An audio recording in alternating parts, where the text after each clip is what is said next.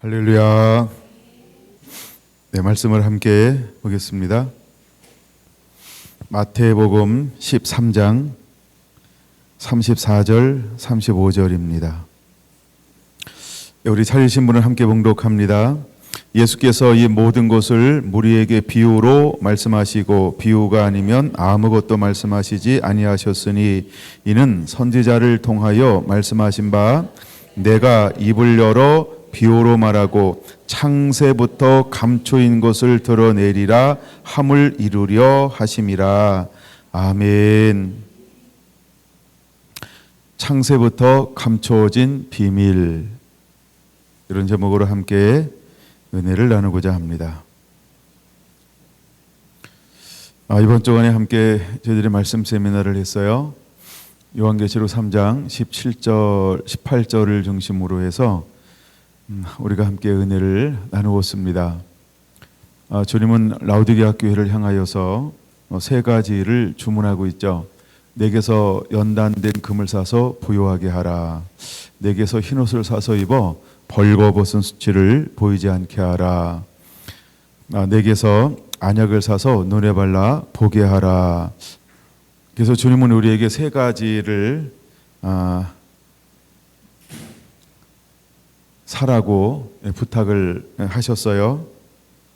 그래서 연단된 금이 무엇인지, 흰옷이 무엇인지, 또 안약이 무엇인지를 우리가 한건 시간 되는 만큼 다루어 보았습니다.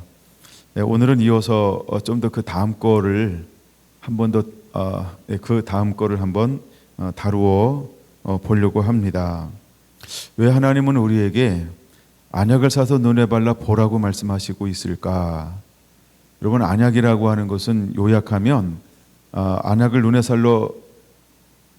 안약을 사서 눈에 발라 보면 첫째, 듣는 귀가 열려요. 둘째, 보는 눈이 회복되어지고, 셋째는 듣는 그 마음의 혼미함이, 깨닫는 마음이 회복돼요. 그냥 깨닫는 마음이 회복돼요.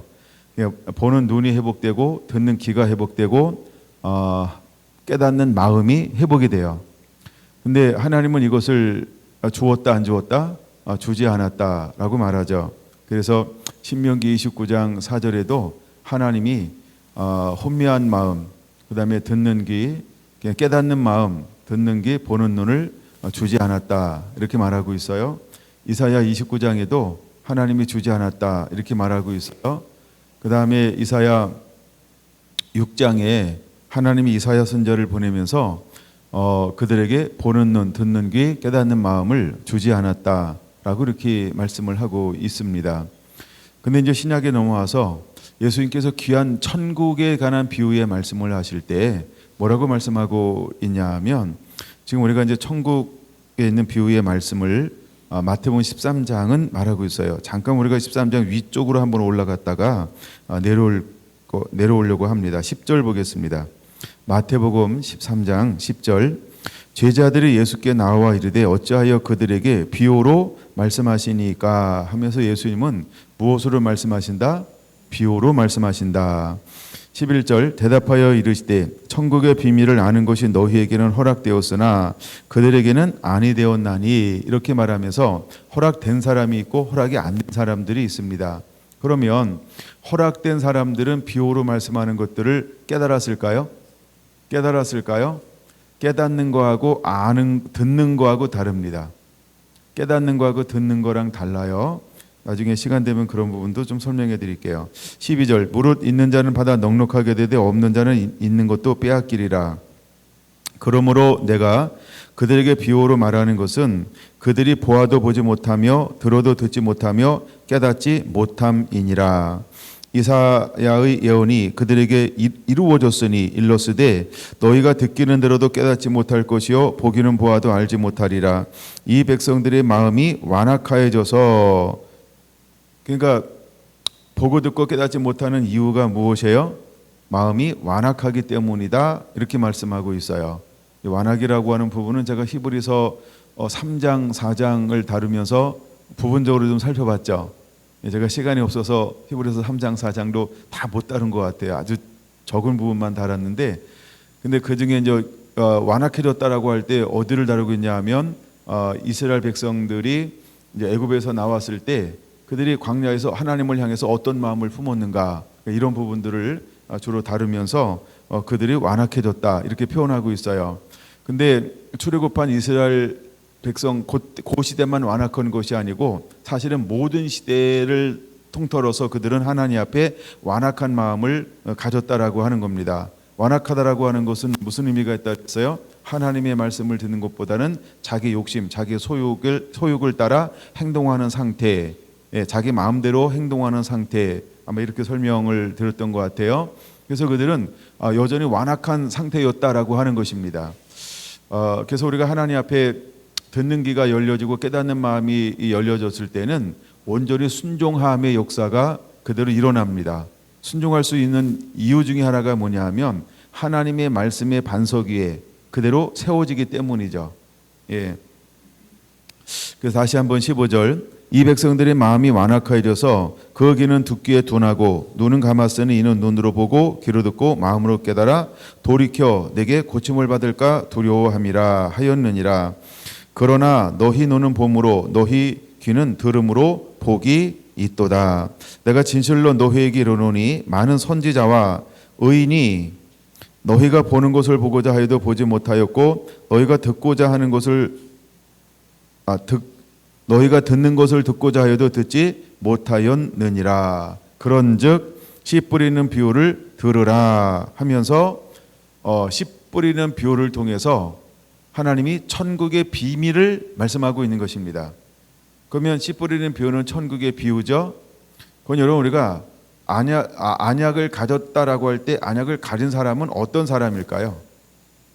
내 삶에 안약이 발라졌다, 내가 소유했다라고 하는 사람들은 어떤 사람일까요? 그 사람은 좋은 밭이라고 하는 것입니다. 그럼 좋은 밭은 어떤 결과를 맺혀지고 있을까요? 30배, 60배, 100배로 결실하는 자니라 이렇게 말씀하고 있어요. 마지막에 안약이 풀어지게 될 겁니다. 안약이 풀어지게 되면 어떤 역사가 일어날까? 안약이 풀어지면 어떤 역사가 일어날까요? 안약이 풀어지는데 어떤 역사가 일어날까요? 30배, 60배, 100배의 기적들이 일어나게 될 거라는 거예요. 그러면 30배, 60배, 100배는 부흥이죠. 예, 부흥이 임하게 된다라고 하는 것입니다.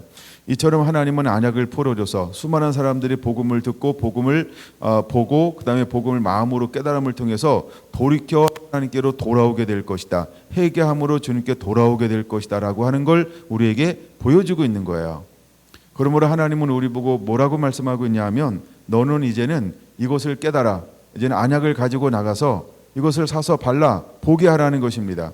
그러므로 하나님의 성령에 붙들린 하나님의 사람들은 이 안약을 가지고 나가서 나누어 주는 자가 돼야 돼요. 공급하는 자가 돼야 돼요.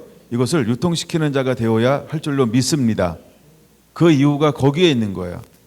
이것이 유통되지 아니하면, 이것이 선포되지 아니하면 수많은 사람들이 결실을 할 수 없기 때문인 것입니다. 그래서 주님은 우리에게 안약을 가지라 이렇게 말씀을 하고 있는 것입니다. 23절만 보겠습니다. 23절, 좋은 땅에 뿌려졌다는 것은 말씀을 듣고 깨닫는 자니 이렇게 말씀하고 있어요. 말씀을 듣고 뭐 한다고요? 깨닫는 자니. 그럼 위에게는 안약이 주어졌죠. 안약의 은혜가 풀어졌죠. 그래서 들을 수 있는 귀가 열려지고 깨닫는 마음이 허용되죠. 듣고 깨달으니까 어떤 현상이 일어나요? 30배로 60배로 100배로 결실하는 현상이 일어나는 것입니다. 근데 여기에는 듣고라고만 말하고 보고는 말하지 않았어요. 그러면 잘 보세요. 듣는 거와 보는 것은 같은 역할을 하는 거예요. 듣는 거와 보는 것은 같은 역할을 하는 거예요. 듣고 보는 것은 같은 역할을 한다, 이렇게 이해하면 돼요. 왜냐하면 믿음은 무엇으로 생기냐 하면 로마서 10장이 가장 좋은 것 같아요. 믿음은 하나님의 말씀을 들으면서 나며, 할렐루야. 그래서 우리가 보고 들음으로 무엇이 생기냐 하면 믿음이 생기는 것입니다. 그럼 우리는 첫 번째 무엇으로 겸비한 자가 되냐면 연단된 그물로 무장한 자가 돼야 돼요. 불로 연단한 금을 싸서 부요하게 하라고 할 때 우리가 무엇에 대한 부요를 가지고 있냐면, 부요는 무엇을 말하냐면 믿음에 대한 부요인 것입니다. 할렐루야. 그래서 우리가 지난번에 한번 나누었죠. 믿음은 어떤 믿음이 있다? 작은 믿음도 있고 큰 믿음도 있다. 믿음의 분량이 있는데 믿음은 뭐 하는 것이다? 자라나는 것이다. 할렐루야. 이 간단한 원리를 여러분들의 머릿속에 정리를 하셔야 됩니다. 그래서 믿음은 자라날 수 있다는 거예요. 믿음은 큰 믿음도 있고 작은 믿음도 있다라고 하는 겁니다. 그러므로 마지막 때 오늘을 살아가는 저와 여러분들은 어떤 사람이 되어야 할까? 믿음의 부요한 자가 되어야 할 줄로 믿습니다. 그럼 믿음에 부요하기 위해서 우리가 해야 될 일이 뭐냐 하면 하나님의 말씀을 열심히 들어야 된다는 거죠. 하나님 말씀을 들음으로 인해서 믿음이 생기기 때문에 그래요. 믿음이 만들어지는 거예요. 그럼 우리는 하나님의 말씀을 들을 줄 알아야 되는 것입니다. 그러면 우리는 날마다 하나님의 말씀을 읽고 묵상하는 자가 되어야 해요. 그리고 그 말씀을 가지고 지켜 행하는 자가 되어야 할 줄로 믿습니다. 이것이 바로 우리가 연단된 믿음을 사서 부요하게 하라라고 하는 이 부요함이라고 하는 단어입니다. 할렐루야. 행함이 없는 믿음은 죽은 거라고 그랬어요. 우리가 하나님의 말씀을 듣고 삶을 통해서 믿음의 부요한 자, 믿음의 거부가 될 수 있는 거예요. 아브라함은 하나님 갈 바를 알지 못하고 말씀을 들음으로 어떻게 했어요? 행동으로 옮겼어요. 할렐루야. 예, 그는 하나님께서 내 후손을 통해서 하늘의 별과 바닷가의 모래알처럼 하나님께서 자녀를 많게 하겠다라고 어떻게 했다? 그걸 믿음으로 받아들였어요. 예, 그리고 그를 시험할 때 하나님은 죽은 자를 살리실 것을 믿음으로 마음으로 믿었어요. 그는 움직일 때마다 어떻게 움직이냐 하면 믿음으로 움직이고 있는 것을 볼 수 있어요. 그래서 아브라함을 뭐라고 말하냐면 믿음의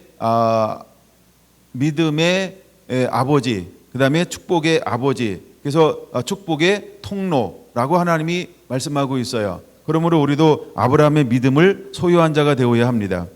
그래서 아브라함은 믿음의 부요한 자가 되었어요. 이삭은 믿음의 부요한 자가 되었어요. 야곱도 믿음의 부요한 자가 되었어요. 그래서 우리가 11서 11장은 믿음으로 승리한 사람들을 기록하는데 왜 구약에서 승리한 사람들을 뭐라고 기록하고 있을까요? 믿음으로라고 기록한 이유가 무엇일까? 이 승리한 모든 사람들은 믿음의 부요한 자다라고 하는 걸 우리에게 보여주고 있는 거예요. 그러면 신약에서 하나님의 사역과 사명을 감당한 사람들은 어떤 사람일까? 그들 또한 믿음의 사람이었고 그들 믿음의 부요한 자였다라고 하는 거예요. 여러분, 수많은 하나님의 시대적으로 또는 19세기나 20세기나 쓰임받은 사람들의 특징들을 볼 때 많은 사람들이 그 사람들을 일컬어서 우리는 뭐라고 부를까요? 믿음의 사람이었다, 이렇게 부르고 있습니다. 수많은 사람들을 믿음의 사람이라고 불러요. 그럼 이건 무엇을 보여주는 걸까요? 우리는 믿음의 부요한 자가 되어야 한다는 것입니다. 할렐루야. 이제 여러분, 우리가 믿음의 부요한 자가 되기를 원합니다. 그래서 흔들리지 않는 거예요.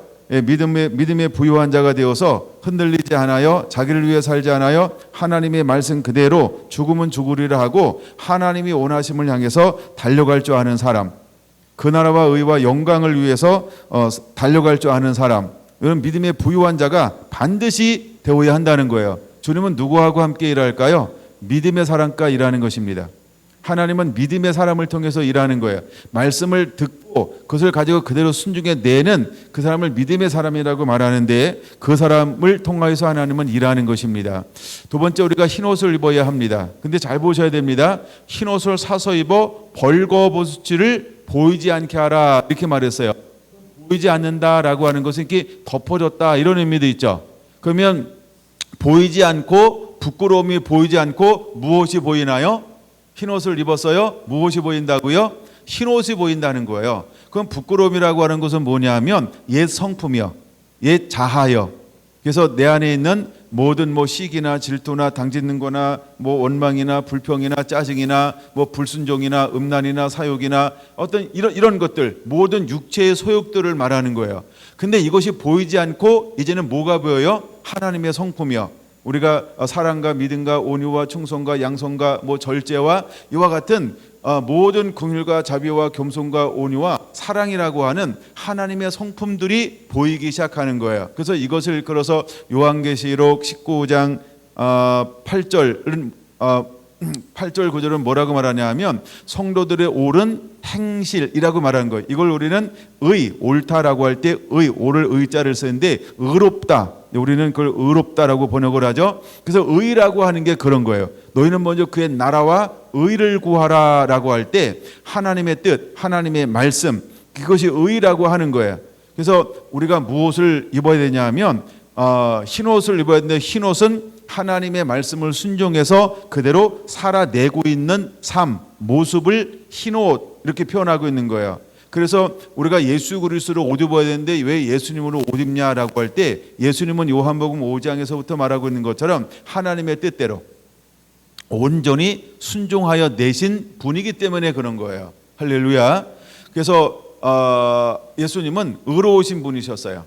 하나님의 말씀대로 그대로 살아내신 분이었어요. 그래서 우리가 어떤 옷을 입어야 되냐 하면 의의 옷을 입는 거예요. 그래서 흰 옷을 입어 벌거벗은 수치, 벌거벗었다라고 하는 건 첫 번째 정의만 제가 이번에 많이 강조했는데 그것은 죄를 말하는 거예요. 죄. 이걸 육이라고 말한 거예요. 하나님을 떠난 상태를 말하는 거예요. 그래서 이것을 부끄러운 수치를 가리어 더 이상 이것이 보여주는 것이 아니고 무엇을 보여준다?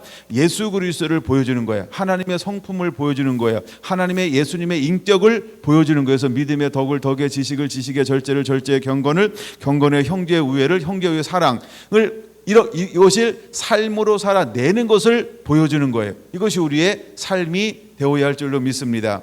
그러면 밭의 비유를 말씀하시면서 첫 번째 이렇게 말씀하고 있어요.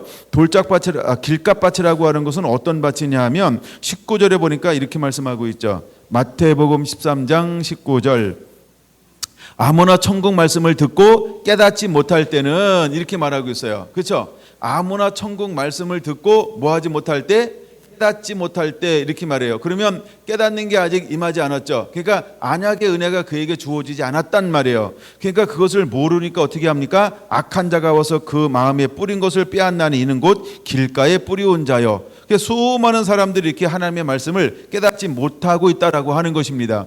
그럼 왜 이 말씀에 대해서 깨닫지 못하고 있을까? 그의 믿음이 연단된 금의 수준이 아닙니다. 그는 흰 옷을 입어 벌거벗은 수치를 가리고 있지 않기 때문인 것입니다. 그래서 그는 하나님의 말씀이 들려줘도 뭐한다? 깨닫지 못한다라고 하는 겁니다. 실제로 예수님의 시대 때 수많은 이스라엘 영적 상태가 실제로 이와 같은 상태였다라고 하는 겁니다. 그럼 이제 두 부류가 생긴단 말이에요. 예수님을 따라다닐 때 어떤 무리가 있었어요? 수많은 무리, 군중, 사람들, 그러니까 어마어마한 사람들이 예수님을 따라다녔단 말이에요. 그렇죠?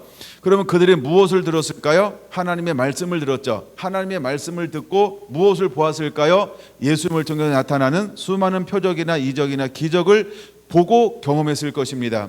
근데 이 사람들이 끝까지 완주했을까요? 끝까지 완주하지 못해요. 왜 끝까지 완주하지 못할까요? 그 이유를 돌짝밭과 가시밭을 통하여 보여주고 있는 것입니다. 그 이유는 뭐냐 하면 듣고 완전히 깨닫는 자가 되어야 되는데 깨닫는 것이 아니고 어떻게 받았다? 첫째, 기쁨으로 받았다라고 하는 겁니다. 그냥 듣고 거기 보면 이렇게 말하죠. 돌밭에 뿌렸다는 것은 말씀을 듣고 즉시 기쁨으로 받되, 기쁨이 있는 겁니다. 기쁨이 있다라고 하는 건 뭐냐 하면 이것이 어떤 영으로 깨닫는 게 아니고 이것을 감정적인 상태 아니면 지적인 상태, 이렇게 하면 좋겠다라고 하는 이 수준으로 깨닫는 거예요. 그래서 이거는 무엇이 뒷받침이 되지 아니하면 그 안에 있는 속사람의 변화가 일어나지 않습니다. 그럼을 통해서 그 말씀을 인해서 무엇이 오냐 하면 환난이나 박해가 일어나요. 그러니까 환난이나 박해가 일어나니까 내 신비에 심겨진 것이 아니기 때문에 환난과 박해가 일어나면 즉시 기쁨이 어떻게 합니까? 사라져 버려요. 그리고 현실성으로 사람이 바뀌어 버리는 거예요. 눈앞에 보이는 이익으로 바뀌어 버리는 거예요. 그래서 저 환난 뒤에 저 박해 뒤에 넘어져 있는 하나님의 나라와 영광을 바라보지 못하고 지금 눈앞에 있는 거, 지금 당장의 이익 이런 걸 바라보니까 어떻게 하는 거예요? 견디지 못하는 거예요. 그래서 하나님의 말씀을 쉽게 벗어버리는 것이죠. 왜 그럴까요? 연단된 믿음이 아니기 때문에 그런 것입니다. 연단된 믿음이 아니기 때문에 그런 거예요. 장성한 믿음의 분량에 이르지 못하였기 때문에 그런 거예요. 그 다음에 말씀을 듣긴 들어서 기쁨으로 받았는데 믿음이 시작이 되는데 어떤 믿음이요? 작은 믿음인데 그것을 감당해낼 수 없는 수준이 되었다라고 하는 것입니다. 여러분, 작은 믿음이라 할지라도 하나님께서 이기는 믿음을 말씀하고 있는데 가장 작은 걸 뭐라 그랬어요? 여러분, 그렇죠. 겨자씨 한 알만 있어도라고 하는 이 믿음의 비유를 말하는데, 그러니까 돌짝밭에 떨어졌다라고 하는 것은 믿음으로 반응한 거예요, 아니면 감정으로 반응한 거예요? 그렇죠. 감정으로 반응한 거예요. 그래서 이게 돌짝밭인데 환난과 박해를 이겨내지 못하는 것입니다. 그 다음에 두 번째, 가시떨기에 떨어졌다는 것은 말씀을 들으나, 말씀을 들었어요. 그렇죠. 말씀을 들었는데 세상의 염려가 여전히 남아 있어요. 그 다음에 재물의 유혹이 여전히 남아 있어요. 그 다음에 기타 욕심이 여전히 남아 있어요. 그러면 뭐 하지 못한다? 결실하지 못하나니, 이렇게 말하고 있어요. 여러분, 이 사람은 뭐가 문제일까요? 이 사람은 옛것을 버리지 않았어요. 이 사람은 옛것을 버리지 않았어요. 부끄러운 수치를 여전히 가지고 있는 거예요. 이건 육을 쫓고 있죠. 하나님의 말씀을 들었으면 삶이 변화되잖아요. 속사람이 변화되어져야 되잖아요. 근데 속사람이 변화되지 않고 여전히 속사람은 어떤 걸 가지고 있어요? 여기 보면 두 가지를 말하는데, 첫째는 세상의 염려를 가지고 있어요. 염려는 바깥의 거예요, 안의 거예요? 그렇죠. 속사람을 말하죠. 그래서 이 사람은 벌거벗은 수치의 영역을 그대로 가지고 있는 상태예요. 그러므로 이 사람은 결실할 수가 없는 것입니다. 이 사람은 결실할 수가 없는 거예요. 무엇을 입지 않았어요? 흰옷을 입지 않았어요. 예수님으로 온전히 옷 입지 않았어요. 그래서 여전히 육의 소욕을 쫓으면서 영의 영역에 사는 것처럼 생각할 수 있어요. 예, 여러분, 영의 영역에 육의 영역에 속하 있으면서 영의 영역에 속하여 사는 것처럼 보여. 그러나 여전히 속사람과 그 마음의 동기는 무엇으로 이루어졌을까요? 욕심으로 이루어졌다는 거예요. 재리의 유혹으로 이루어졌다는 거예요. 그 다음에 염려나 근심이나 걱정으로 이루어졌다는 거예요. 왜 염려할까요? 주인이 누구기 때문에 염려할까요? 내가 내 삶의 주인이니까 염려, 근심, 걱정하는 거예요. 내가 주인이라는 거예요. 그러니까 염려하는 것입니다. 만약에 주인이 하나님이다, 주인이 예수입니다, 그러면 어떻게 할까요? 예수님께 맡기죠. 기도할 겁니다. 하나님께 맡기죠. 하나님을 신뢰할 것입니다. 근데 세상의 염려로 기운이 막혀 결실하지 못한다라고 할 때 여전히 옛것을 쫓아가는 여전히 부끄러움이 남아있다라고 하는 것입니다. 그 다음에 재물의 유혹에 말씀이 막혀, 이렇게 말합니다. 무엇을 쫓는 거예요? 이 땅의 것을 쫓는 거죠. 그래서 재물이라고 하는 것은 땅의 것의 대표적인 것입니다. 그래서 무엇을 먹을까 마실까 입을까라고 하는 대표성을 이루고 있는 것이 재물이라고 하는 거예요. 근데 아직 그는 그것을 이겨내지 못하고 돌파하지 못했어요. 그러므로 그는 결실할 수가 없는 것입니다. 단순히 결실할 수가 없는 것이 아니고 믿음이 있는 것처럼 보이나 실상은 아직 무엇이 있다? 부끄러움을 개의치 아니하고 벗어나 버려야 되는데 여전히 부끄러움 가운데 거하고 있는 거예요. 무엇을 입지 않았을까요? 그는 예수 그리스도로 온전히 속사람이 변화되지 않은 것을 보여주고 있는 것입니다. 그러므로 그는 결실할 수가 없는 거예요. 그는 그래서 결실할 수가 없는 거예요. 또 하나는 기타 욕심에 이끌려, 이렇게 말합니다. 여러분, 욕심은 어떤 상태일까요? 육체가 되었다, 정욕이 되었다. 이것은 어떤 상태를 말할까요? 이것은 하나님을 떠난 상태를 말하는 것입니다. 실제로 몸은 교회 안에 있는지 몰라요. 귀는 말씀을 듣고 있는지 몰라요. 근데 말씀을 들었는데 이쪽 귀로 듣고 이쪽 귀로 다 흘러나가는 거예요. 말씀은 분명히 들었어요. 마음에 심겨진 것처럼 보이지만 실제로 어떤 열매를 맺고 있을까요? 그렇죠? 하나님이 원하는 열매를 맺는 것이 아니고 자기가 원하는 열매를 맺으려고 바등바등하는 상태, 이것이 이제 보여지는 사람이 부자 청년인 것입니다. 그는 어릴 때부터 모든 계명을 다 지켰다라고 이야기합니다. 내 부모를 공경하라, 살인하지 말라, 거짓 증거하지 말라. 어려도 다 지켰다는 겁니다. 그래서 예수님께서 하나를 요구하는 것이죠. 내 소유를 팔아 가난한 자에게 나를 따르라. 근데 그는 재물이 많은 거로 염려하며 근심하면서 예수님을 떠나가더라고 하는 것입니다. 여러분, 그는 무엇의 상징일까요? 바로 그것은 가시밭의 상징인 것을 우리에게 보여주고 있는 것입니다. 실제로 수많은 사람들이 이런 상태에 실제로 놓여져 있다라고 하는 것입니다. 여러분, 우리는 어떤 상태인지를 깨달아야 합니다. 그러므로 여러분, 우리는 연단된 믿음, 연단된 믿음을 소유해서 믿음의 부유한 자가 되어야 한다는 것입니다. 우리가 반드시 믿음을 키워야 합니다. 세상에 없어도 믿음은 하나님의 말씀을 매일 들어야 합니다. 매일 묵상해야 합니다. 매일 먹어야 합니다. 말씀이 우리의 양식이 되어야 할 줄로 믿습니다. 여러분, 예수님께서 요한복음 4장에 고백한 것처럼 나의 양식은 나를 보내신 이의 뜻을 행하는 것이 곧 나의 양식이니라, 이렇게 말씀했어요. 그럼 여러분들은 무엇이 우리의 삶이 양식이 되어야 할까? 하나님의 말씀을 행동하는 겁니다. 순종하는 것입니다. 우리가 믿음의 부유한 자가 반드시 되어야 할 줄로 믿습니다. 흰옷을 사서 입어 부끄러움을 가리라고 말하고 있습니다. 흰옷을 사서 입어 부끄러움을 가려라 라고 말하는데, 부끄러움은 죄를 말합니다. 부끄러움이라고 육을 말하는 겁니다. 부끄러움은 땅의 것을 말하는 것입니다. 근데 가시밭에는 무엇을 전부 추구합니까? 땅의 것을 추구하는 것을 볼 수 있어요. 그래서 22절에 보니까 세상의 염려, 재물의 유혹, 기타 욕심에 말씀이 막혀 결실하지 못하나니, 이렇게 말하고 있습니다. 말씀은 있기는 있습니다. 말씀은 듣기는 들었습니다. 말씀을 들을 때 기쁨도 있습니다. 즐거움도 있습니다. 행복도 있습니다. 야, 기가 막히다, 저렇게 하면 좋겠다. 근데 실제의 삶은 무엇을 정말로 쫓아갈까요? 그렇죠? 이 땅의 행복을요, 이 땅에 부유하며 이 땅에서의 이 땅을 더 사랑하는 사람입니다. 이것이 바로 결실하지 못하게 하는 그런 사람인 것이죠. 여러분들은 반드시 예수 그리스도로 옷 입어야 할 줄로 믿습니다. 흰옷을 입어야 할 줄로 믿습니다. 여러분, 우리의 선함이 드러나야 합니다. 예수 그리스도를 닮음이 실제로 드러나야 한다는 것입니다. 그러면 안약을 사서 눈에 발라 보게 하라라고 할 때, 이제 안약을 사서 눈에 발라 보면 어떤 현상이 일어날까? 미혹의 영이 사라집니다. 고린도 후서에서 나눴던 것처럼 4장, 미혹의 영이 사라져버려요. 혼미케 하는 영이 사라져버려요. 여러분, 우리가 첫 번째나 두 번째나 세 번째는 전부 우리를 아주 어떤 것을 가지고 있어요? 혼미케함이 있습니다. 혼미케함이 있어요. 혼미케함이 있어요. 근데 이제 우리가 어느 순간에 가면 이 혼미케함이 완전히 사라져야 할 줄로 믿습니다. 그래서 안약을 사서 눈에 발라 본 사람만이 어떤 사람이냐 하면 좋은 땅이 되는 거예요. 좋은 땅이 되면 그 사람을 통해서 어떤 역사들이 일어나냐 하면 30배로 60배로 100배로 결실하게 되나니 라고 하는 이 역사와 은혜가 실제로 임하기 시작한다라고 하는 것입니다. 할렐루야. 근데 이것을 일컬어서 주님은 뭐라고 말씀하고 있냐 하면 천국의 비밀이다, 이렇게 말하고 있어요. 여러분, 이것이 천국의 비밀인 것입니다. 이것이 바로 천국의 비밀인 것입니다. 근데 천국의 비밀은 허락된 사람이 있고 허락되지 않은 사람이 있어요.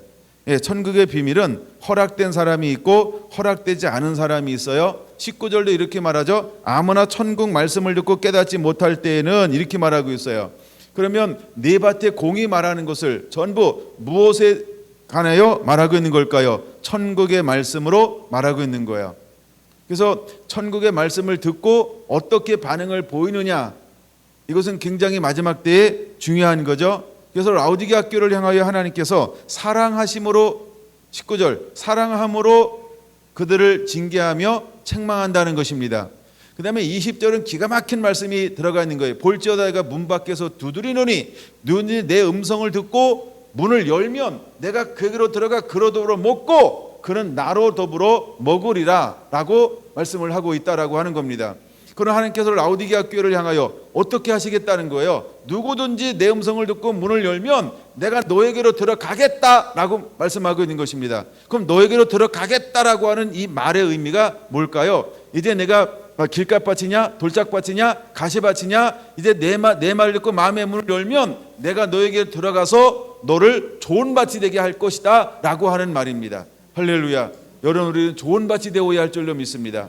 그러므로 우리가 내 생각을 섞어서 사는 것이 아닙니다. 여전히 옛 성품을 가지고 하나님의 말씀과 혼합하여서 살려고 하는 것이 아닙니다. 그저 그대로 하나님의 말씀을 받아서 그 말씀으로, 나는 하나님의 말씀으로 먹고 그분은 나의 삶을 먹고, 할렐루야. 이 3장 20절의 은혜가 실제적으로 우리의 삶 가운데 호흡처럼 일어나야 하는 것입니다. 할렐루야. 나는 그로 더불어 먹고 그런 나로 더불어 먹고, 그럴 때 사는 역사가 일어나는 것입니다. 할렐루야. 여러분, 이 사람이 어떤 사람이냐 하면 바로 좋은 밭이고 또한 안약을 소유한 자라고 하는 것입니다. 여러분, 여러분에게 이런 은혜가 그대로 임하게 되기를 원합니다. 성경 구절을 세 군데 한번 보겠습니다. 첫째, 로마서 11장 8절을 그냥 한번 읽고 넘어오겠습니다. 로마서 11장 8절 한번 잠깐 보고 넘어올게요. 11장 자 8절 준비됐나요? 기록된 바 하나님이 오늘날까지 그들에게 혼미한 심령과 보지 못할 눈과 듣지 못할 귀를 주셨다 함과 같으니라 하면서 그래서 이제 그들이 예수님을 버림을 통해서 복음이 어디로 넘어갑니까?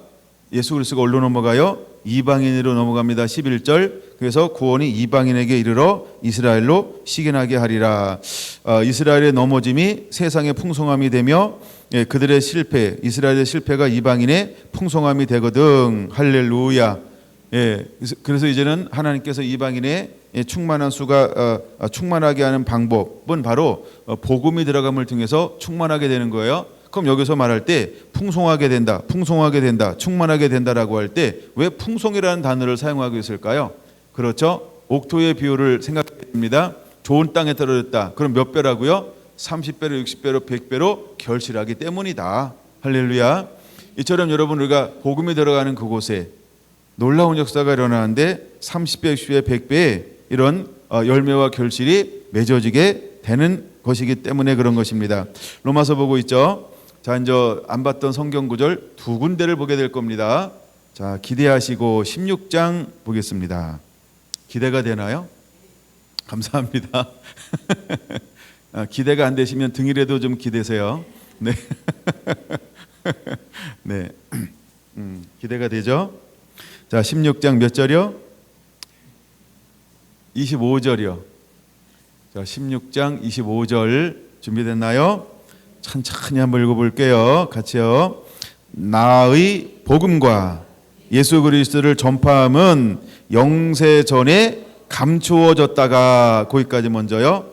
자, 나의 복음. 두 번째, 예수 그리스도를 전파함은 영세 전에, 이건 창세 전에 이런 말이죠. 어떻게 된 거라고요? 감추어진 거래요. 그러니까 비밀이죠. 이게 감추어졌던 거예요. 그러니까 하나님께서 우리를 어떻게 했어요? 그렇죠? 보지 못할 눈, 듣지 못할 눈, 귀, 그 다음에 깨닫지 못하는 혼미한 것을 허용을 했단 말이에요. 근데 하나님이 이제는 이것을 드러내게 될 거라는 거예요. 드러내게 될 거라는 거예요. 근데 그걸 뭐라고 말하고 있냐 하면 이게 복음이다. 둘째 그게 뭐라고요? 이것이 예수 그리스도다. 그럼 여러분 우리는 무엇을 깨닫는 자가 되어야 할까요? 복음을 깨닫고 예수 그리스도를 깨달아야 돼요. 두 번째, 우리는 복음을 알아야 되고 예수님을 아는 자가 되어야 돼요. 세 번째, 우리의 관심은 복음과 예수 그리스도가 우리의 관심의 대상이 되어야 한다는 거예요. 할렐루야. 이 말을 꼭 기억해야 그 다음 성경 구절에 굉장히 도움이 됩니다. 26절 보겠습니다. 이제는 나타나신 바 되었으니 영원하신 하나님의 명을 따라 선지자들의 글로 말미암아 모든 민족이 믿어 순종하게 하시려고 모든 민족이 이렇게 말하고 있죠. 이스라엘만 이렇게 말하고 있지 않아요? 그걸 깨달아야 돼요. 모든 민족이라고 분명히 말하고 있어요. 그렇죠? 그럼 이스라엘만 이렇게 말하고 있지 않아요? 여러분들 안에는요 이제는 모든 민족이라는 단어가 영어로 더 넓게 풀어져야 합니다. 예, 풀어지게 될지어다. 예, 그다음에 다시요.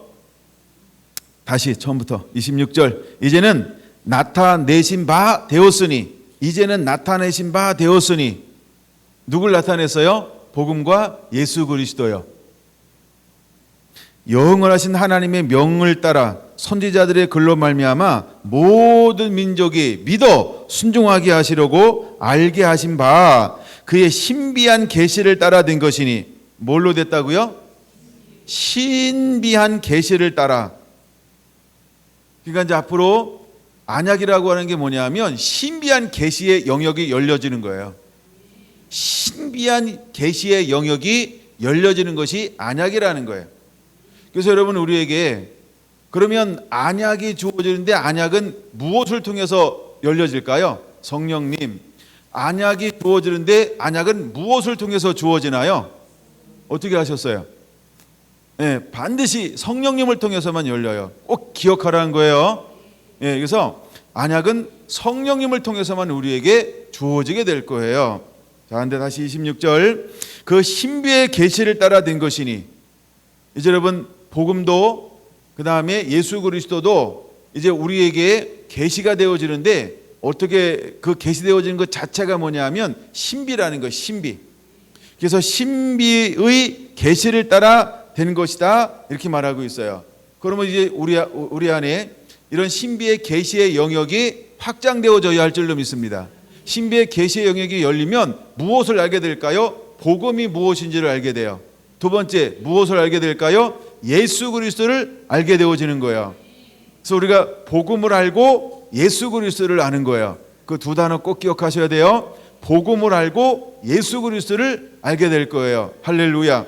그러므로 우리에게 무엇이 열려져야 되냐면, 이제는 신비한 계시가 열려지는데, 이 신비한 계시가 열려지기 위해서 우리가 해야 될 것이 하나 있다. 그게 뭐냐면 안약을 사서 눈에 발라 보아라. 안약을 사서 눈에 바르라. 이것이 우리에게 이제 필요하다는 겁니다. 된 것이니 이 복음은 너희를 능히 경고하게 하실 지혜로우신 하나님께 예수 그리스도로 말미암아 영광이 세세 무궁토록 있을지어다. 할렐루야.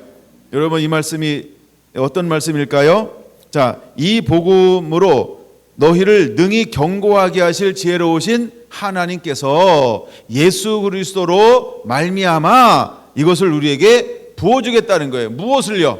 신비한 계시를요.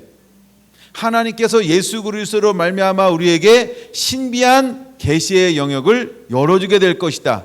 하나님께서 예수 그리스도를 통하여서 우리에게 안약을 공급하여 줄 것이다. 이 말과 똑같은 거예요. 그래서 3장 18절은 안약을 누구한테 사는 거예요?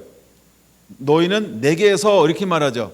너희는 내게서 불로 연단한 금을 사서 부요하게 하라. 너희는 내게서 흰옷을 사서 부끄러운 수치를 보이지 않게 하라. 너는 내게서 안약을 사서 눈에 발라 보게 하라. 이렇게 말하는 거예요. 내게서가 누구였다 그랬어요? 아멘. 그 다음에 충성된, 그 다음에 하나 더요.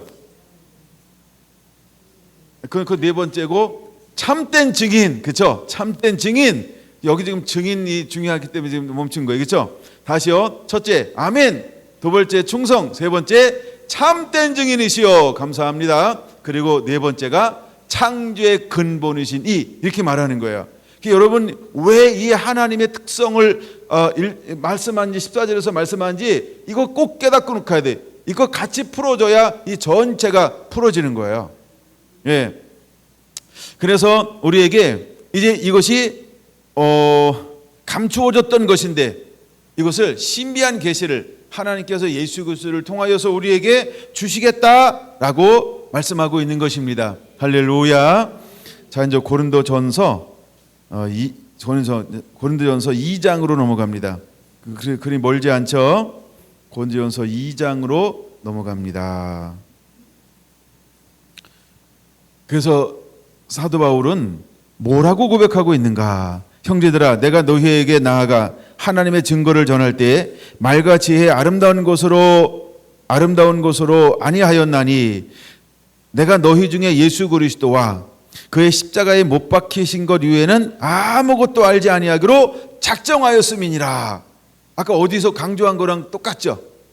로마서 16장 25절. 그럼 그 옆에다가 로마서 16장 25절 그 적어놔야 돼요. 아까 복음과 예수 그리스도 이렇게 말했죠. 그러면 사도 바울은 무엇과 무엇에만 관심이 있었어요? 그렇죠. 복음과 예수 그리스도, 이 두 가지만 관심이 있었어요. 근데 고린도전서 2장 2절에는 무엇 이외에는 사도 바울은 관심이 없나요? 첫째, 예수 그리스도. 둘째, 그 십자가에 못 박히신 것. 그러면 예수 그리스도, 그 십자가에 못 박히신 것, 그건 뭘까요? 복음. 그렇게 적어놓으세요. 십자가에 못 박히신 것은 뭘 말하는 거예요? 그걸 복음이라고 말하는 거예요. 그걸 뭐라고 말한다? 복음이라고 말한다. 예. 왜 사도 바울이 그렇게 고백하는지를 우리가 깨달아야 돼요. 실제로 사도 바울은 무엇을 가지고 나가는 사역을 감당했냐 하면 안약을 가지고 나가는 사역을 감당했어요. 그는 연단된 금으로 무장했어요. 예, 그는 흰옷을 입었어요. 그리고 그는 흰옷을 입었기 때문에 예수 그리스도를 더 알면 알수록 그 부끄러운 것을 어떻게 했어요? 계속 배설물로 버리는 거예요. 그걸 나타내는 게 아니라, 그걸 사용하는 것이 아니고, 야 나는 이런 것도 있다, 그런 걸 자랑 삼는 게 아니라 계속해서 그거는 뭐 하는 거예요? 예, 버리는 겁니다. 예수님을 알면 알수록 부끄러운 걸 자꾸 버리는 거예요. 세상의 학문을 버리는 거예요. 세상에서 얻었던 모든 걸 버리는 거예요. 누구를 알면 알수록? 예수 그리스도를 알면 알수록. 그러면 사도 바울을 통해서는 점점 무엇만 드러날까요? 흰옷 대신 예수 그리스도. 할렐루야. 그렇죠? 흰옷을 입으신 빛난 빛의 갑옷을 삼으라라고 말한 것처럼 사도 바울은 점점점 예수 그리스도로 갑옷을 삼는 실제의 삶을 살아낸 사람이 사도 바울이었다. 이것을 우리에게 보여주고 있는 것입니다. 그래서 사도 바울의 관심은 어디에 있었냐 하면 두 가지 외에 다른 것에 우선순위를 두지 않았어요. 첫째 무엇이었다고요? 예수 그리스도. 두 번째 십자가에 못 박히신 예수님 위에는 더 아무것도 알지 아니고 작정했다라고 하는 겁니다. 왜 그는 이걸 작정할 수밖에 없었을까요? 그렇죠. 그는 안약을 사서 눈에 발라보는 동시에 왜 그렇게 해야 되는지를 그냥 영으로 아는 거예요. 하나님의 영에 살아잡히는 그 동시에 사도 바울은 그냥 영으로 아는 거예요. 여러분, 우리가 이 성령의 붙들림을 당한 이후에 우리의 삶은 완전히 바뀌고 변화되어져야 계속해서 영적으로 깊이 들어갈 수 있게 될 것입니다. 만약 우리가 성령을 받았는데 우리가 변화되었는데 아직도 땅의 것을 추구한다, 자기 야망을 추구한다, 욕심을 추구한다, 육신을 추구한다, 그러면 여러분 그거는 다시 한번 봐야 돼요. 실제로 하나님의 영으로 충만해서 우리의 속사람이 변화되었을 때 여러분, 우리는 땅의 것이 아닌 실제로 하나님의 것만 추구하게 되어져 있어요. 이제 우리가 그렇게 우리는 변화되어져야 할 줄로 믿습니다. 할렐루야. 여러분에게 그런 은혜가 임해야 합니다. 여러분, 그런 은혜를 사모하시게 되기를 예수님의 이름으로 축원합니다. 아멘. 그 다음에 3절이요. 내가 너희 가운데 거할 때 약하고 두려워하고 심히 떨었노라. 내 말과 내 전도함이 설득력 있는 지혜의 말로 아니하고 다만 성령에 나타나시니까 능력으로 하여 너희 믿음이 사람의 지혜에 있지 아니하고 다만 하나님의 능력에 있게 하려 하였노라. 할렐루야.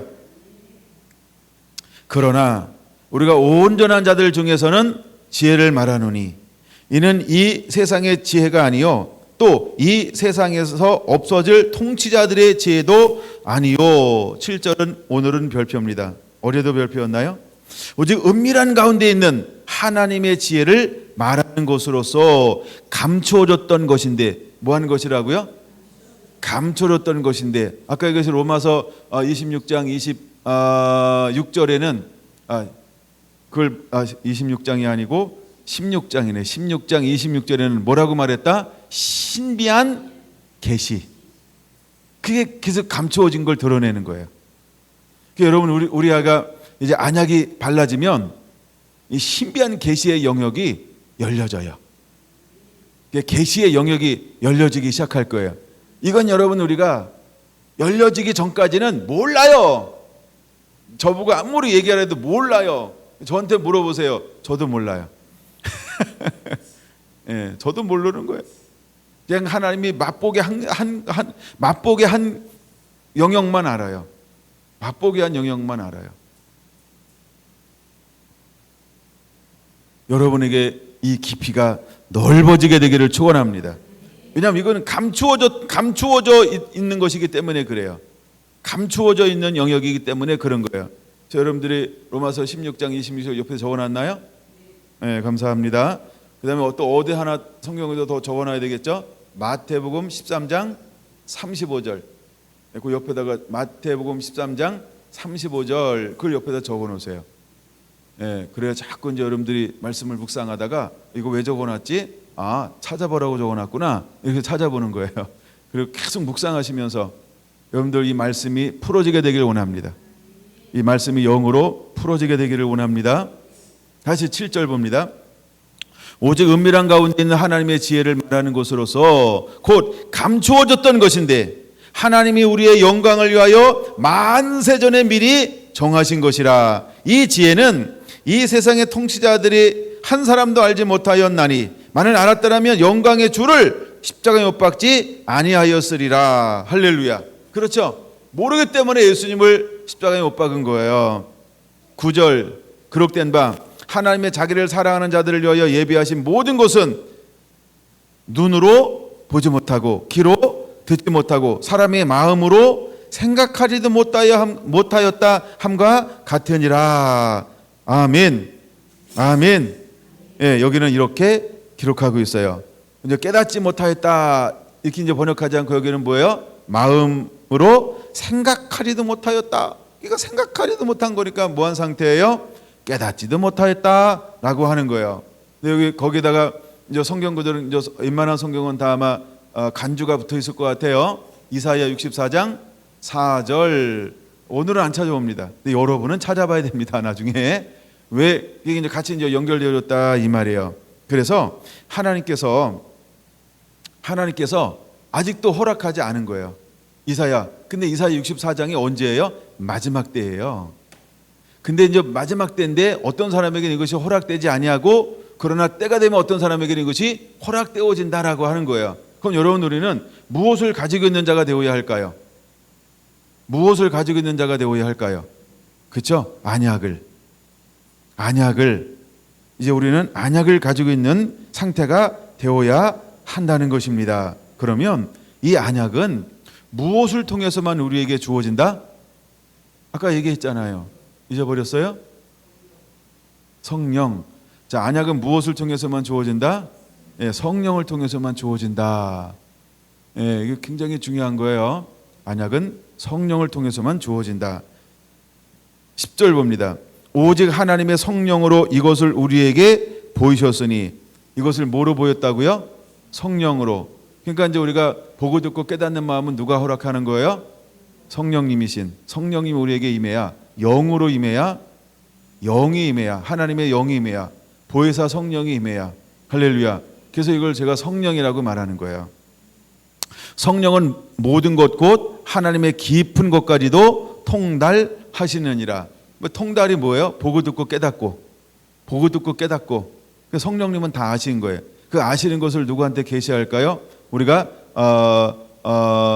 연단된 금으로 부여할 때, 우리가 흰옷을 입고 있을 때, 우리가 육의 싸움에서 이겨서 오직 육을 쫓지 않고 영을 쫓아 살아갈 때 하나님께서 우리에게 성령으로 임하셔서 우리에게 지속적으로 하나님의 것을 우리에게 계속해서 계시해 주실 거라는 거예요. 할렐루야. 그것이 바로 안약이라고 하는 것입니다. 그래서 안약은 성령님이 공급하시는 거예요. 11절 사람의 일을 사람의 속에 있는 영 위에 누가 알리요? 이와 같이 하나님의 일도 하나님의 영 위에 아무도 알지 못하느니라. 우리가 세상의 영을 받지 아니하고 오직 하나님으로부터 온 영을 받았으니 이는 우리로 하여금 하나님께서 우리에게 은혜로 주신 것들을 알게 하려 하심이라. 할렐루야. 그러므로 여러분 우리가 보고 듣고 깨닫게 하기 위해서 반드시 무엇으로 충만한 자가 되어야 할까? 하나님의 성령으로 충만한 자가 되어야 할 줄로 믿습니다. 할렐루야. 그럼 여러분 이거 잘 보세요. 다시 한번 봅니다.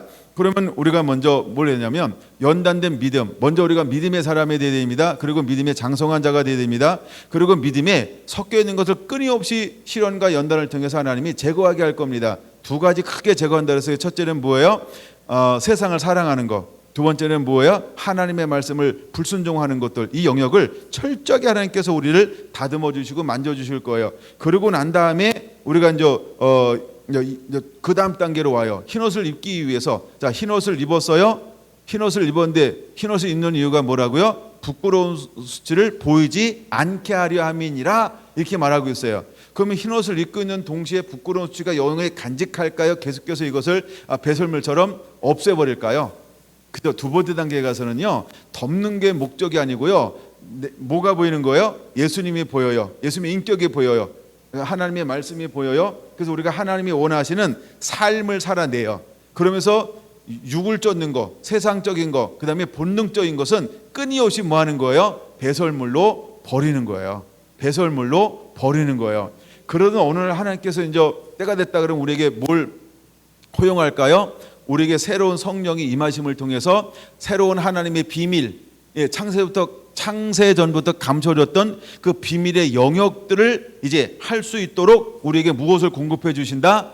안약을 사서 눈에 발라 보게 하라 하는 동시에 눈이 열리고 귀가 열리고, 그렇죠? 마음으로 깨달으면서 신비한 건데 비밀한 것들을 보게 될 것이다. 그럼 비밀한 것들을 보게 되니까 우리는 무엇을 하게 될까요? 이것은 보면 알면 하게 될 수밖에 없는 영역의 삶으로 하나님이 우리를 이끌어 가실 것이다. 할렐루야. 여러분, 이것이 바로 계시록 3장 18절의 놀라운 비밀인 것입니다. 여러분, 이것이 그대로 이루어지게 되기를 원합니다. 할렐루야. 여러분, 이 은혜들이 풀어져야 돼요. 이 은혜들이 풀어져야 돼요. 실제로 이 삶을 살아내야 합니다. 여러분, 이것은 아니 간념이 아니에요. 이건 머리로 받으면 안 됩니다. 이건 영으로 받아야 돼요. 왜냐하면 하나님께서 우리에게 이것을 하라고 말씀하셨기 때문에 그래요.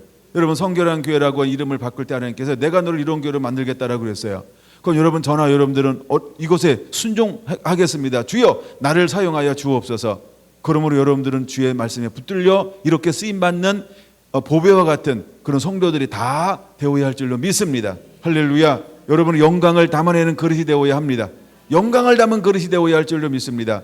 예수 그리스도의 얼굴에 있는 그 영광을 이제 우리 마음에 이렇게 마음에 간직한 그런 하나님의 사람들이 다 되기를 예수님의 이름으로 축원을 드립니다. 할렐루야. 바로 이것이 이걸 보여주고 있는 거예요.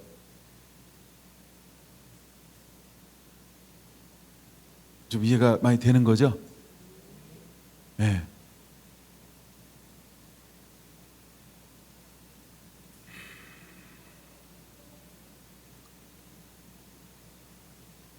여러분, 우리 안에 이 은혜가 더 깊이 더 새롭게 날마다 풀어지게 되기를 원합니다. 제가 몇 절까지 읽었죠? 네? 11절까지 읽었어요? 그럼 12절, 16절까지 하여간 좀 더 읽을게요. 그럼 12절. 우리가 세상의 영을 받지 아니하고 오직 하나님께로부터 온 영을 받았으니 이는 우리로 하여금 하나님께서 우리에게 은혜로 주신 것을 알게 하려 하심이라. 우리가 이것을 말하거니와 사람의 지혜가 가르친 말로 아니하고 오직 성령께서 가르치신 것으로 하나니 영적인 일은 영적인 것으로 분별하느니라. 육에 속한 사람은 하나님의 성령의 일을 받지 아니하나니 이는 그것들을 그들에게 어리석게 보임이요. 어리석게 보이는 거죠. 왜냐하면 아직도 눈이 열리지 않았고 귀가 닫혔고 마음으로 깨닫지 못하니까. 예를 들어 고린도전서 1장 18절은 뭐라고 말씀하고 있어요? 십자가의 도가 멸망하는 자에게 밀어나는 것이요 구원을 받는 우리에게는 하나님의 능력이라고 말씀하고 있는 것처럼. 근데 사도 바울은 두 가지만 알기로 힘쓰고 애썼어요. 무엇? 예수 그리스도와 십자가 위에는 아무것도 알지 않기로 작정했다. 그럼 여러분, 이제 우리가 이 계시록 3장 18절을 소유하고 있을 때 우리의 관심은 어디에만 가 있을까요? 오직 예수, 그다음에 십자가. 십자가라고 하는 건 복음이라고 말하고 복음입니다. 그리고 예수님 그 자신, 그분 위에 관심이 없어요. 그러니까 여러분, 우리는 예수님을 아는 자가 되어야 합니다. 그럼 예수님을 안다라고 하는 건 뭐냐 하면 요한복음 17장 3절에 말하고 있는 것처럼 하나님과 예수 그리스도를 초점을 맞추는 거예요. 그래서 오직 우리의 관심은 하나님과 예수님 위에는 없어요. 그리고 두 번째, 십자가 위에는 없어요. 십자가가 무엇이기 때문에? 복음이기 때문에 그래요. 십자가는 마귀를 파쇄하는 거예요. 그 다음에 수많은 영혼들을 살려내는 거예요. 할렐루야. 그래서 두 가지 위에는 관심이 없어요. 그럼 여러분, 우리가 안약을 가졌다라고 할 때 안약을 가지고 나가서 이것을 이제 눈에 발라 보게 하라라고 말합니다.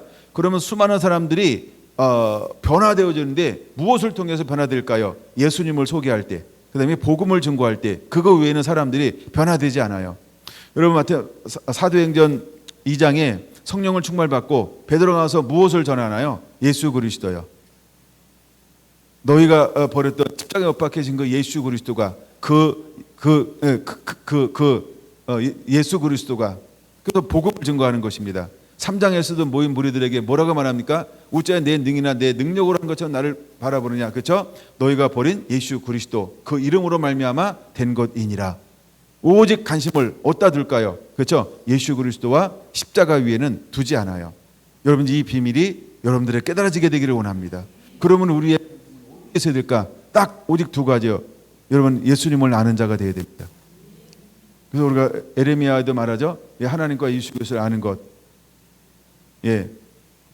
그것을 우리가 자랑하라라고 말입니다. 여러분들이 예수님 아는 자가 되어야 합니다. 그 다음에 십자가의 비밀을 아는 자가 되어야 합니다. 여러분 십자가의 능력을 아는 자가 되어야 합니다. 예수 그리스도 이름의 비밀을 아는 자가 되어야 합니다. 그것이 바로 복음이라고 하는 것입니다. 그래서 요한계시록 1장 2절도 하나님의 말씀과 예수께서 증거로 인하여 무엇을 당했다?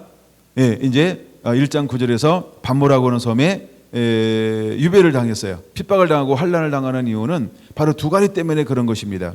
그 다음에 5장에 와서 6장에 와서 6장 9절에 순교하는데 무엇 때문에 순교한다? 이거 두 가지 때문에 순교하는 것입니다. 하나님의 말씀과 예수께서 증거로 말미암아 이렇게 말하고 있어요. 여러분 우리가 마지막 때 무엇의 증인이 되어줘야 할까요? 이거 위에는 없습니다. 우리는 십자가 증인이 되어야 할 줄로 믿습니다. 우리는 예수 그리스도 증인이 되어야 할 줄로 믿습니다. 할렐루야. 여러분 이것이 바로 나와 복음을 위하여 버린 자는 이렇게 말하죠. 나와 복음을 위하여 모든 것을 버린 자는 이렇게 말하죠. 그럼 나는 뭐예요? 예수 그리스도. 복음은 뭐예요? 예수님의 십자가요. 이 두 가지를 말하는 것입니다. 그러므로 우리가 안약이 풀어졌을 때, 안약을 겸비했을 때 우리는 무엇으로 충만한 자가 되어져야 할까? 나와 복음, 즉 예수 그리스도와 십자가 위에는 아무것도 모르는 거예요. 우리는 이것에 정통한 자가 되어야 합니다. 이것으로 무장한 자가 되어져야 할 줄로 믿습니다. 여러분 이것 이외에는 전부 우리는 내려놓는 자가 되어야 하는 거예요. 그래서 모든 귀결은 글로 가게 되어져 있어요. 예수님과 십자가로요. 아멘. 여러분 우리에게 연단된 금이 안약이 풀어졌을 때 반드시 그 두 가지를 나누어 주는 자가 될 것입니다. 그것을 여러분 무장하게 되길 원합니다. 그러므로 우리가 어디에서 이 영역에 점점 더 견고해져야 할까요? 연단된 금 이곳에서 우리가 연단될 때 어떤 영역이 더 많이 열려져야 할까요? 하나님이 어떤 분인지, 예수님이 어떤 분인지, 십자가가 무엇인지에 대한 이 십자가 복음이 열려져야 할 줄로 믿습니다. 여러분 우리가 십자가 복음을 모르면, 우리가 예수 그리스도를 모르면 우리가 아무리 연단될 때 이길 수가 없어요. 우리를 이기게 하는 것은 오직 이것밖에 없어요. 복음의 능력으로 말미암아 우리가 이기는 것입니다. 그럼 우리는 십자가의 능력으로 무장한 자가 되어야 할 줄로 믿습니다. 우리 예수 그리스도를 아는 자가 되어야 할 줄로 믿습니다. 예수 그리스도 아는 것이 우리의 힘이 되어야 하고 능력이 되어야 하는 것입니다. 그 다음에 우리의 삶은 무엇을 보여주는 자가 되어야 할까요? 나를 보여주는 거 아닙니다. 내 경험을 보여주는 것도 아닙니다. 그렇죠? 우리는 무엇을 보여주는 자가 될까요? 예수님으로 옷 입는 것입니다. 왜 예수님으로 옷 입어야 될까요? 이것이 바로 무엇인가요? 이것이 바로 나와 복음인 것입니다. 이것이 바로 예수님과 십자가인 것입니다. 그러므로 우리는 예수님을 보여주는 자가 되어야 할 줄로 믿습니다. 사도 바로 이런 고백을 하죠. 내 몸에 오직 흔적, 예수 그리스도의 흔적만 간직했노라 이렇게 말하는 거예요. 다른 건 아무것도 없다는 거예요. 그러니까 오직 예수 그리스도만 내가 짊어지고 있다라고 하는 것입니다. 바로 이것이 계시록 3장 18절의 진수인 거예요. 여러분 안에 이런 은혜들이 더 열려지게 되기를 원합니다. 할렐루야. 우리가 세미나를 했기 때문에 자꾸 계속해서 그 다음 것들을 더 깊이 나누고 다룰 수 있는 거예요. 여러분들 이 은혜가 더 깊어지게 되기를 원합니다. 우리가 무엇으로 진짜 무장되어져야 할까? 우리가 이 시대에 다른 것으로는 마지막 때의 사역과 사명을 감당할 수가 없어요. 여러분 다른 것으로는 사단과의 싸워서 이길 수가 없어요. 여러분 이거 위에는 다른 것이 아닙니다. 오직 우리는 예수님을 아는 자가 되어야 합니다. 그리고 십자가를 아는 자가 되어야 할 줄로 믿습니다. 사람들은 다른 것으로 변화되잖아요. 마음의 위로를 준다. 그 위로 받았다. 그렇죠? 그것 가지고 변화되지 않습니다. 위로 받으니까 어떻게 해요? 기뻐요. 무슨 밭? 돌짝밭 되는 거예요. 하나님께서 우리를 풍성하게 했다, 넉넉하게 했다, 뭐 명예를 줬다, 건강을 줬다, 모든 수많은 걸 줘요. 그래서 마치 결실하는 것처럼 보여. 그러나 그 속사람은 무엇을 쫓습니까? 그렇죠? 자기의 유익을 쫓아갑니다. 재리의 유혹을 쫓아갑니다. 수많은 게 다 욕심들을 따라가는 것입니다. 여러분 그거를 다 걷어버렸다. 그걸 다 걷어버렸다. 그래도 남을 사람들이 있나요? 여러분 속사람이 예수 위에 없으면 전부 끝까지 완주해내지 못합니다. 고난의 길 걸어갈 수가 없어요. 사랑의 길 걸어갈 수가 없어요. 그래서 마태복음 저기 있는 25장에 있는 말씀을 여러분들이 다시 한번 봐야 돼요. 뭐냐 하면 준 자가 있느냐, 병든 자 돌본 자가 있느냐, 나그네를 대접한 자가 있느냐. 여러분 우리가 이 삶을 사는 것은 어떤 사람이 이 삶을 살아낼까요? 그렇죠? 소망이 하나님께 있는 사람이 이 삶을 사는 거예요. 마태복음 6장에서는 이런 비유를 하죠. 우리가 이 땅에 쌓아놓는 거 아닙니까? 이 땅에 쌓아놓으면 뭐가 있다 그랬어요? 그렇죠. 조문도 있고 동록도 있고 도덕도 있다 그랬습니다. 우리 마음이 어디 있다 그랬어요? 재물이 있는 곳에 내 마음이 있느니라. 그러면 우리의 재물을 어디다가 쌓아놔야 할까라고 할 때, 그렇죠? 우리가 천국에 쌓아놓는 자가 그래서 되어야 한다라고 하는 것입니다. 할렐루야. 여러분, 이 모든 것들은 속사람의 변화가 일어났을 때 가능한 것입니다. 속사람이 변화가 일어났을 때 실제로 가능한 거예요. 여러분, 우리가 이제 연단된 금으로 실제로 소유한 자가 되어야 합니다. 그리고 저는 예수 그리스도로 옷 입고 벌거벗은 죄를 보이지 않게 하는 자가 되어야 할 줄로 믿습니다. 그렇게 할 때 하나님께서 우리에게 성령으로 임하셔서 성령의 은혜 안에서, 성령님이 나누어 주는 거예요. 근데 성령님이 아무 때나 안약을 나누어 줄까요? 그렇지 않습니다. 감당할 만한 때가 되었을 때 나눠 주시는 거예요. 제가 지난번에 말씀드렸죠. 하나님께서 사도 바울을 불러서 10수년 동안 그를, 그렇죠? 그냥 아무것도 시키지 않는 것처럼 보였어요. 성령님이 무엇을 기다린 걸까요? 때를 기다린 것입니다. 때를 기다린 거예요. 근데 그 때가 어떤 때일까요? 혹시 그것도 아시죠? 때가 어떤 때일까요? 예루살렘 교회가 예루살렘 교회에 뭐가 왔어요? 핍박이 와요. 환란이 와요. 고난이 와요. 그때는 어떻게 해서 예루살렘에 있는 모든 그리스도인들이 전 세계로 흩어졌어요. 그러고 난 다음에 누구를 보내는 거예요? 그렇죠. 사도 바울을 성령님이 세우는 거예요. 흩어진 사람들 전부 어디로 갔을까요? 각대로 흩어져서 살아요. 흩어져 사는데 그들이 어떻게 살아요? 그렇죠. 율법과 복음 섞어서 살고 있는 거예요. 율법과 복음에 섞어서 살아요. 무엇으로 살아야 되는데? 율법이 아닌 복음으로 살아야 되는데 왜 그들은 길을 못 펴고 살까요? 그렇죠. 전통을 무너뜨릴 수가 없는 거예요. 율법이라고 하는 전통을 무너뜨릴 수가 없는 거예요.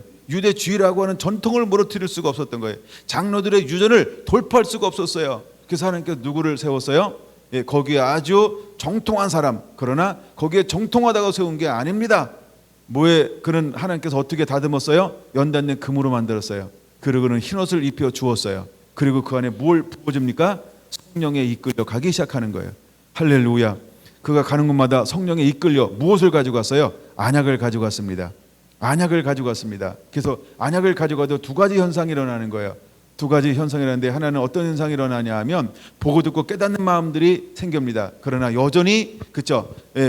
사람들은 그것을 거부합니다. 거부한 사람들은 실제로 어디에 속했다라고 하는 거예요? 육에 속했다라고 하는 것입니다. 실제로 그들은 육에 속했기 때문에 그런 거예요. 세상에 속했기 때문에 그런 거예요. 하나님을 진정으로 사랑하지 않기 때문에 그런 거예요. 여러분 마찬가지입니다. 그러나 하나님의 마지막 때에 어떤 사람을 세울까요? 안약을 가지고 나가는 사람을 세우는 거예요. 그러나 여러분 하나 잘 봐야 될 것이 있습니다. 사도 바울이 가는 곳들마다 어떤 역사가 일어날까? 어떤 역사가 일어났나요? 부흥의 역사가 일어났습니다. 웬만하면 30배, 웬만하면 60배, 웬만하면 100배 기적이 일어났다라고 하는 걸 꼭 기억해야 합니다. 그게 초점이에요. 반대하는 사람이 있었다. 어느 곳에 가면 잡초가 안 납니까? 그렇죠? 오늘 제가 어느 목사님을 만났는데 이 여름에 잡초가 얼마나 잘 자라는지, 잡초 전쟁이라고 말하더라고요. 잡초 전쟁. 마찬가지예요, 여러분. 가는 곳에 똑같이 잡초는 자라납니다. 근데 사도 바울이 가는 곳에 어떤 역사가 일어났어요? 실제로 30배, 60배, 100배의 놀라운 역사들이 일어났어요. 하나님은 우리 보고 그 사역을 감당하기를 원하고 있는 것입니다. 할렐루야.